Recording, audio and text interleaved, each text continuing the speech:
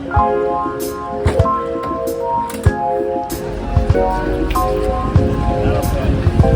know? Honestly, I just want to lay out.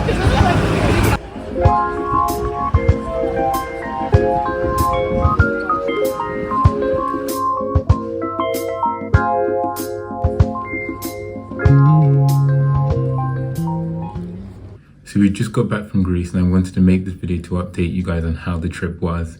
It was pretty incredible. And even on day one, we started off in Thessaloniki and Ed gave us this really solid lesson. Ed gave us a great lesson. We were outside, sat in Thessaloniki, the place where Paul had written a letter to, and we got to look at some really cool ruins that just took us back to that moment, imagining us being in the footsteps of the Apostle Paul. Discuss that term a little later, but the Polytarchs would have been at the end of that Roman forum where they would have met. Their gathering is called a blowback in some cases from this persecution, and the Christians only seem to be multiplying through the persecution. Like the quote I said earlier, Tertullian, the blood of the martyrs is the seed of the church.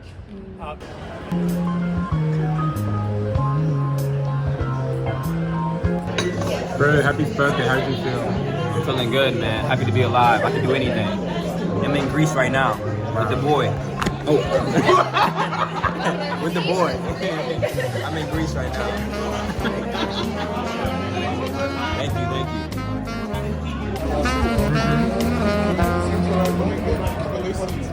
So guys, yep, we're in Greece. Day one, we just made it. We just passed day one and it was an awesome time. So we got to go to a couple sites that had some biblical values, some biblical connections. And even before that, we went to look at this church right where we landed. It was this beautiful church. Look around to see the different paintings of the saints and things on the wall. It was really nice. Ed gave us a short talk about where we were. And so right now we're in Thessaloniki, and that's kind of where is referenced in Acts chapter 17. And so we spoke a little bit about Acts chapter 17, and we walked down to this area where Ed gave us this great lesson, really about faith and about how even though Paul and Barnabas came to this new place that had no church, and they were there for only 3 weeks, how you get to read the persecution that they experienced in Acts 17, but then you get to see after they left what they had written in their letter in 1 Thessalonians, and you just hear this story of faith, like of despite the persecution, despite the amount of opposition against Christianity, these people who only got to be with the apostles for a short time had their faith grown to such a way that it was inspiring not just them but all the churches in the area. And so that was kind of like a taste of our day today. And then something that was really cool is we walked over to this archway, and in this archway it has inscripted on it this word Plutarch, which means like politician or leader of the people. And it's interesting because in Acts chapter 17 verse 6 and in verse 8 you have Luke writing about the officials, and he uses this word Plutarch, which historically people would read that and be like, wait, what is Plutarch? No one used that word. Like Luke is off as a historian. He's not reliable. But then hundreds of years later, we discover this archway where it has inscribed into the walls Plutarch. And I just thought that was really cool, because sometimes we can read the Bible and people can have doubts about it, but it's always cool when you get to see something that just confirms its validity and reliability. So that was most of our day. Then we walked over to the seaside where we saw this incredible sunset that was just stunning, and we took a picture and we sang a song together, just looking over the sea and watching the sunset. And then we had dinner, which was great to just talk with people and fellowship and celebrate some of the spiritual birthdays of my friends. And then we made our way back home. So I'm excited to see what's going to happen tomorrow.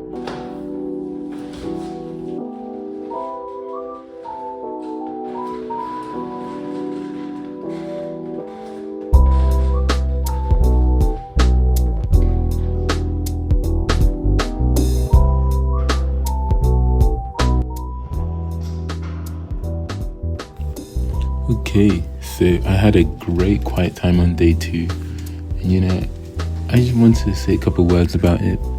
Even though we're on a retreat, even though we're in Greece, even though we're doing Bible lessons, it is so important still to be in the Word. You know, you cannot ever get enough of reading the Bible. So Jeremiah is called to go. It says the word of the Lord came to him, and he is called to go and tell the people in Jerusalem. So God is gracious because he actually gives us all a warning for how to live, but he's still just, and so he will bring the punishment that needs to be brought. But it's interesting because it seems as though Israel is just not doing good. Like, none of them are doing well. In fact, it says they follow worthless idols and became worthless themselves. Wow, that is pretty sharp language from Jeremiah. It even goes on to say these people don't ask, the priests in fact don't ask, where is the Lord? So those who are leading this nation in spirituality are failing terribly. And in verse 13 it says there are 2 sins that the people have committed. One is forsaking God, and the other is digging their own cisterns, so relying on themselves. And it's quite judging, you know, it's really judging these people, because it says in verse 17, have you not brought this on yourselves? Meaning, this isn't God's fault. Only you are to blame for your wickedness. And it goes on to say how God's going to punish them. He's really going to punish them because they have forsaken God. And when you forsake God, He wants to bring you back on track. And maybe sometimes He's going to do that through punishing you. And so, yeah, I just kind of wanted to share some of these things. One really big thing that stood out to me was in verse 30. It says, in vain I punished your people. They did not respond to correction. Which is quite incredible, because we think, okay, surely if God punishes, you would change. But that's just not always the case. So there's a couple of things that I learned from Jeremiah chapter 2. And it was a solid time. I made highlights, and then I made some notes, and I get to look back on them. So that was good.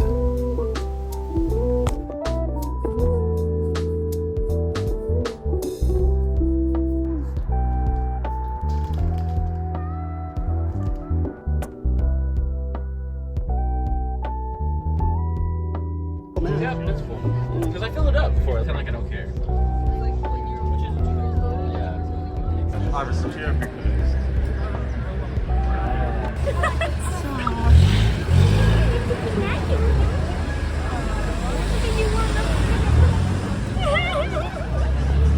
Of course you want to pet the dog.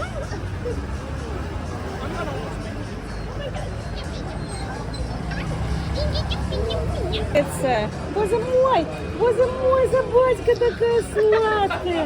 This dog will come back now with us. Yeah. It's going to follow us now. It's met Lena. Никто не погладил.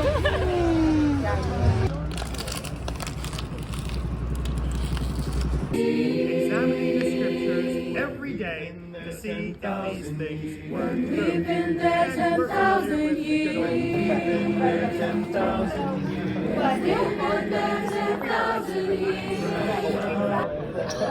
You just ruined it. All right, guys. So today we've had a great day. To be honest, we just came here to have lunch, and it was delicious. It was really good. We got to go to this Jewish synagogue in the morning, and it was really cool to hear about just the scriptures that had referred to this in Acts 17, where you see the Berean Jews, and even though it was just one sentence, it was pretty incredible just to reflect on just the impact that God has been having, and how He's like influenced so much in history so that these things could happen. And so, yeah, I'm excited to see what else we're going to learn, but it's cool to just read prophecies and then see them fulfilled. So, yeah. Covered with dirt, and the only reason for that was protection. Because this cemetery was a cemetery of people who were considered to be heroes.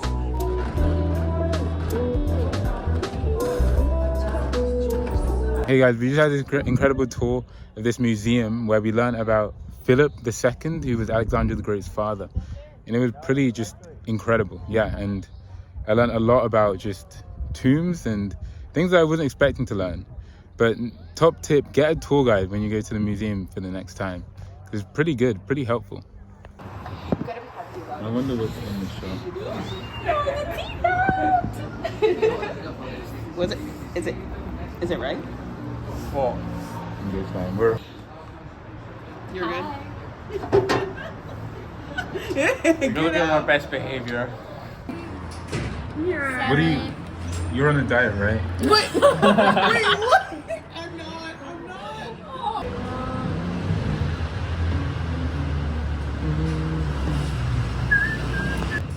We're so what? Aha! Okay, we can do that, right? Yes, perfect. Come on.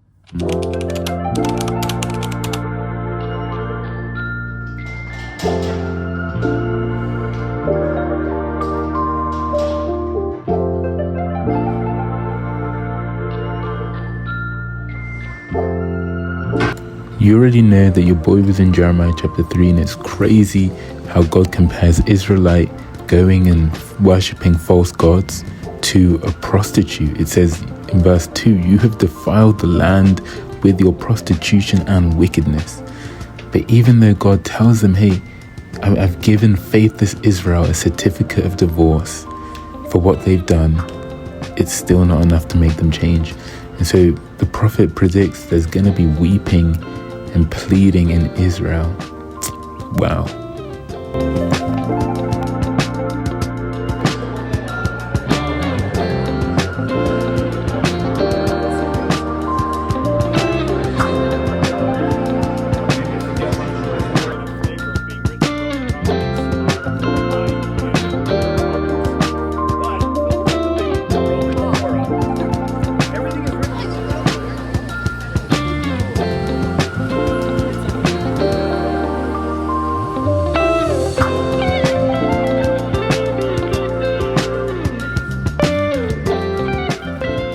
We just went to this spot where in Acts 16 it talks about how Lydia was met and became a Christian, and it was this beautiful river where we saw just like the glow of the sun reflect off the river, and it was just cool to just hear about how she was the first woman in Europe to actually become a Christian. She was the first person in the whole place of Europe, and just to hear her story from Deb did a great lesson about it.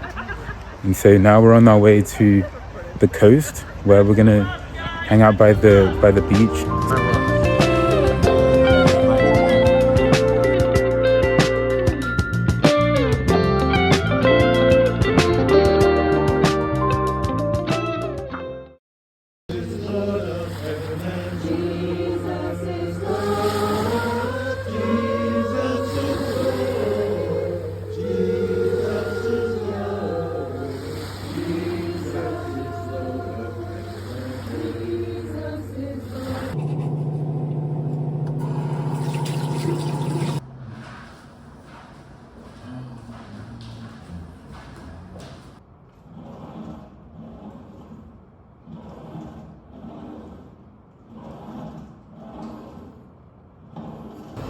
What's going on today?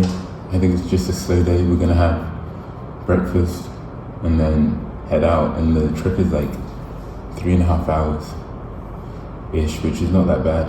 We'll probably stop on the way for lunch or something. But yeah, it's last day, Friday, and it's been pretty good, to be honest. Just to see all the sights, to hear those lessons about the different events that have gone on in Acts, and just to compare it to today and see how much less persecution there is. That was quite like a stark contrast. And also just to see how much God has moved to make certain moments happen. Like even before what we read in Acts, hundreds and thousands of years have gone in to allow those events to happen. And it's encouraging to know that it hasn't stopped. God is still planning on things to happen today. He's still setting the times and the places for special events and special meetings so that people can know him.